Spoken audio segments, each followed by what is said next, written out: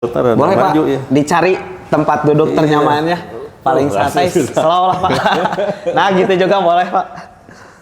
Oke teman-teman, kita mulai ke segmen selanjutnya, masih di Ngobatil, ngobrol santai bersama Rudy Kapil. Kali ini kita kedatangan Bapak Ahmad Fahrizal dari JISC Pak.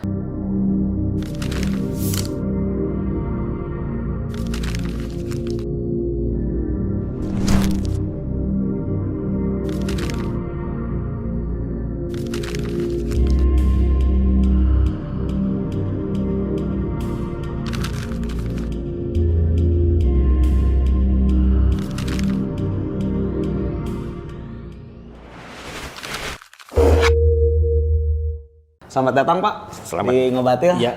Terima kasih udah mampir ke sini Pak. Terima kasih. Jauh-jauh ya Pak dari Purwakarta? Tidak juga. Purwakarta ke sini kurang lebih 1 jam. Kurang lebih 1 jam. Mohon. Nggak pakai mobil apa ya? Sekarang Iya. cepat. Kalau jalan kaki mungkin jauh. Pak. Kalau dulu kan pakai delman mungkin 3 hari 3 malam ya Pak. Tadi saya udah ngobrol sama Bapak Regi. Nah sekarang Pak, saya ingin nanya dari manfaat dan peluang di investasi nih Pak. Nah pengembangan JISC untuk mendukung pertumbuhan industri di Indonesia khususnya di Jawa Barat itu gimana sih Pak? Ya, jadi mungkin tadi sudah disampaikan ya Kang oleh Pak Regi bahwa JISC itu memang salah satu kawasan yang baru mungkin ya, khususnya di Purwakarta dan mungkin satu-satunya kawasan yang memang baru karena kita baru tahun 2020 tuh kita melakukan kegiatan progres. Dari tahun 2020 ya Pak? Ya. Itu jadi 2020 kita mulai pematangan lahan dan ya alhamdulillah dalam kondisi yang juga waktu itu terhantam COVID ya. COVID kan? Iya. Yang lain mungkin tiarap ya kita alhamdulillah merangkak terus sampai dengan saat ini gitu. Jadi alhamdulillah dari 2020 kita pematangan lahan. Sekarang sudah ada 2 tenan yang sudah beroperasional di sana. Udah ada ya? Salah satunya adalah depo dan satunya juga pabrik produksi. Dan ada 2 sedang ada konstruksi ya. Jadi mulai ada konstruksi di sana. Ya. Jadi melihat peluang itu tentunya dengan niat dari pimpinan kami bahwa dengan adanya kawasan ini tentunya ingin mengembangkan Purwakarta itu sendiri ya, Kang. Oh, pasti gitu ya, Pak. Ya. Karena tentunya dengan adanya kawasan kita ada beberapa perusahaan yang akan memang masuk di kawasan yang tadi juga sudah disampaikan sama Pak Regi. Untuk tahap awal kita ada kurang lebih 200 hektar yang kita siapkan.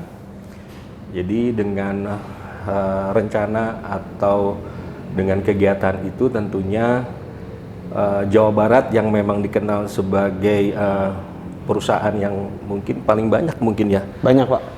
Di Jawa Barat. Kawasan industrinya ya Pak. Kawasan industrinya. Jadi kami salah satulah untuk menunjang supaya Jawa Barat ini memang selain juga di bidang kulinernya, kesenian dan lain termasuk juga di industrinya gitu. Tapi yang pasti Pak ketika nanti misalkan seandainya ada yang masuk lagi ke JISC, itu pasti perusahaan membuka lapangan pekerjaan ya Pak ya? Tentunya. Jadi dengan adanya perusahaan-perusahaan yang existing masuk ke kawasan pasti akan salah satu dampak positifnya itu adalah keterlibatan tenaga kerja, penyerapan tenaga kerja khususnya di wilayah kami. Kebetulan di wilayah kami itu di Kecamatan Babakan Cikau dan umumnya mungkin di Purwakarta. Dan bisa juga daerah-daerah sekitar Purwakarta juga bisa ikutan juga untuk bisa menjadi bekerja di kawasan. Tapi yang pasti diutamain orang Purwakarta dulu ya Pak? Ya, tentunya karena itu memang menjadi salah satu komitmen kita Pak. Komitmen ya Pak ya? Ya, baik di dinas maupun di mana bahwa ya peluang pekerja ya tentunya untuk di sekitarnya. Untuk masyarakat dulu ya Pak ya? Siap, begitu Kang. Tapi Pak, kan itu dari segi masyarakat. Nah, kalau keuntungan bagi investor sendiri, Pak, mungkin tadi udah di-spill sedikit-sedikit sama Pak Regi, mungkin Bapak bisa tambahkan, Pak? Ya, keuntungan tentunya sudah disampaikan tadi, lebih ke dengan kawasan, tentunya ada beberapa kabupaten yang sudah membuat aturan Pak ya, aturan Bupati bahwa Kalau bila mana ada investor masuk, itu dinamakan yang memang ada kawasannya. Iya. Ya mudah-mudahan dengan podcast ini ya Bisa tersampaikan. Betul, khususnya untuk Kabupaten Purwakarta, para pejabat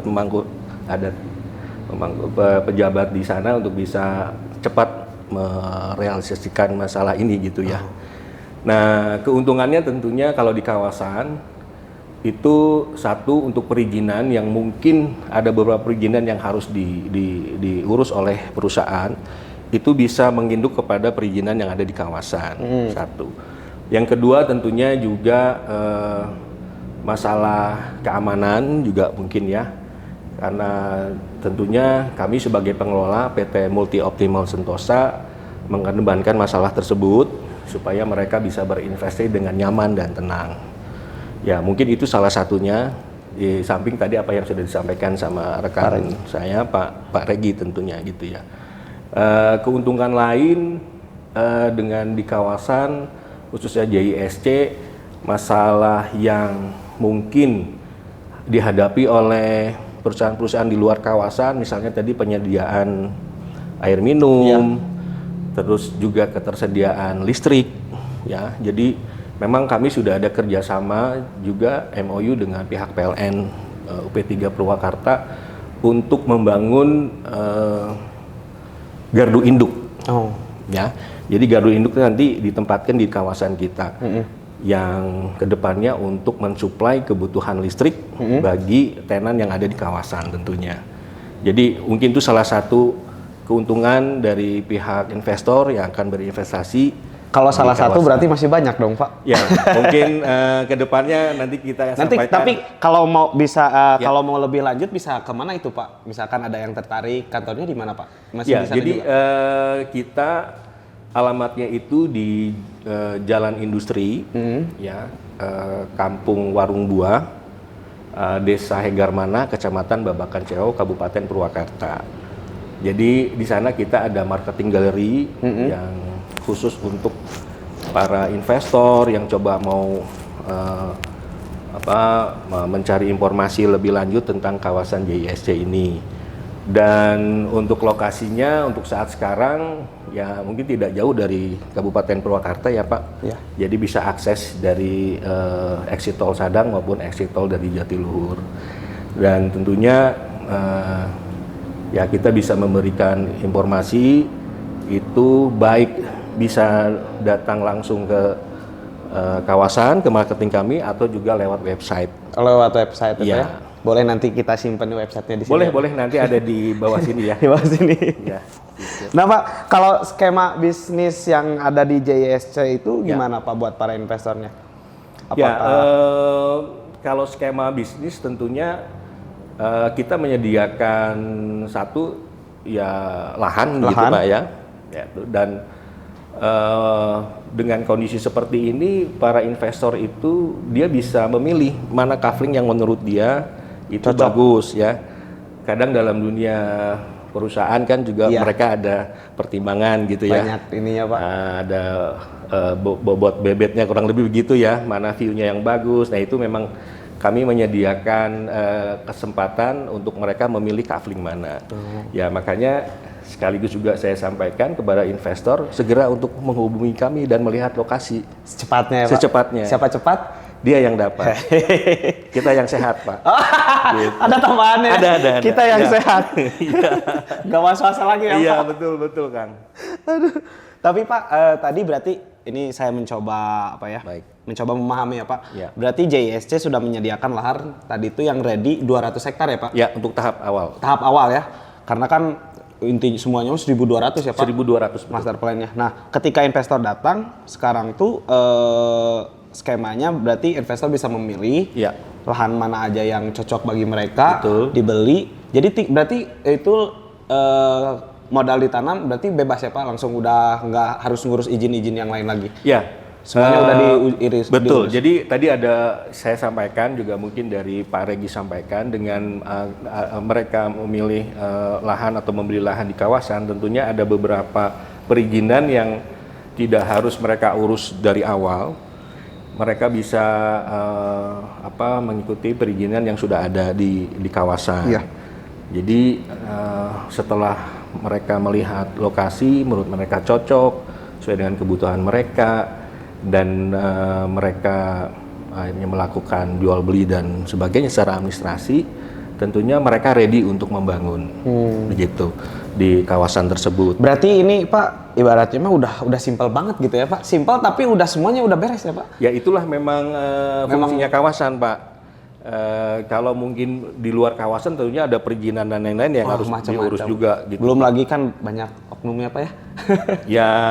Kayak gitu Pak ya Pak. Betul. Tapi kalau udah gini mah udah tahu beres dan itu mah kan tinggal skema negosiasi harganya ya Pak ya, berarti deal atau enggaknya. Siap. Nah Pak, kalau misalkan tadi Bapak bilang keamanan di JISC itu keamanannya memang gimana sih Pak? Lebih detail lagi?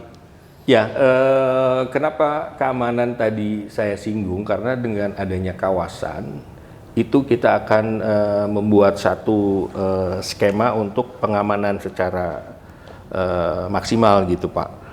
Jadi ya kita juga mungkin sudah mendengar ya kegiatan perusahaan itu ada juga yang mungkin mencoba-coba mengganggu dan lain-lain ya. Nah dengan adanya kawasan tentunya juga ada perusahaan yang mengelola tersebut. Dalam hal ini untuk JISC adalah PT Multi Optimal Sentosa, gitu ya. Jadi untuk masalah keamanan tersebut kita sudah koordinasi dengan berbagai pihak. Ya, ini kadang kan kalau mendengar perusahaan untuk wilayah mungkin ya tidak Purwakarta saja ya, yang dimana itu ada perusahaan, tentunya harus koordinasi dengan lingkungan, dengan misalnya mohon maaf dengan rekan-rekan dari LSM, kan begitu. Nah, dengan adanya kita khususnya JISC, kita sudah menjalin komunikasi yang cukup baik dengan mereka dan memberikan edukasi kepada mereka juga bahwa dengan adanya investor yang masuk. Ya ini juga keuntungan bagi mereka dan secara umum juga untuk warga mereka juga begitu. Jadi mereka harus bisa memberikan rasa aman tentunya kepada investor di dalam kawasan kami supaya mereka bisa bekerja dengan baik, produksinya supaya bagus dan bisa menjual hasilnya juga dengan bagus. Kurang lebih begitu Pak. Keren lah Pak, maksudnya teh. Ya alhamdulillah kan.